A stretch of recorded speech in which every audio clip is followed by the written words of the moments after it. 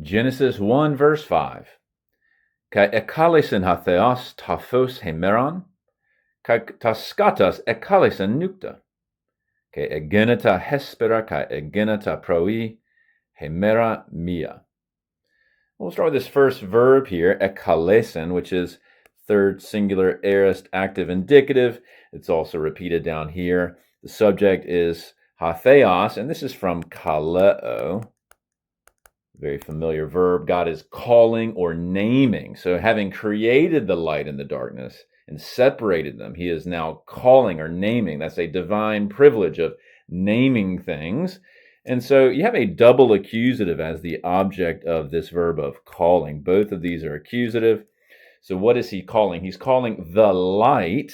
And what does he call it? Hemeron, day. So it's almost like he's calling it day. That's the name. Kaitaskatos is next. So same verb here. He's now calling the darkness. What is the name he's giving to that?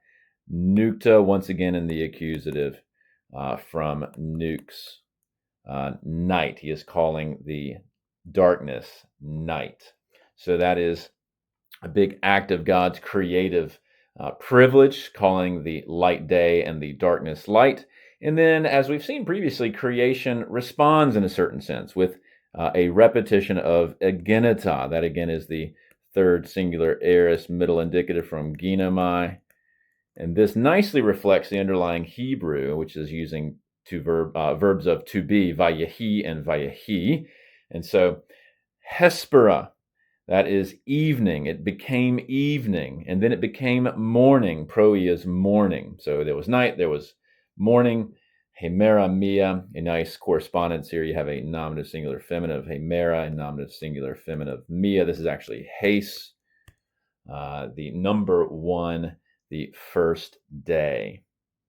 Stepping back then, if you look at Genesis 1, 1 through 5, we've seen multiple repetitions of egeneta, that aorist form of ginomai. In fact, it shows up about 20 times in chapter 1 of Genesis. Now, why does that matter? Well, I mentioned that John 1 is often riffing on Genesis 1, and there's a summary statement in John 1:3 about creation, where John says, Panta di autou, that is all things through him, namely Jesus, egeneta. And some translations in English will use were made, but I love the way that in Greek it's actually egeneta. He's drawing on this entire chain of ginomai verbs in Genesis. Look, everything is coming about through him. In fact, without Horus, without him, nothing, not even one thing, came to be. Jesus is this logos, this agent of egenetying, if you will, all things, tapping into the Greek of Genesis.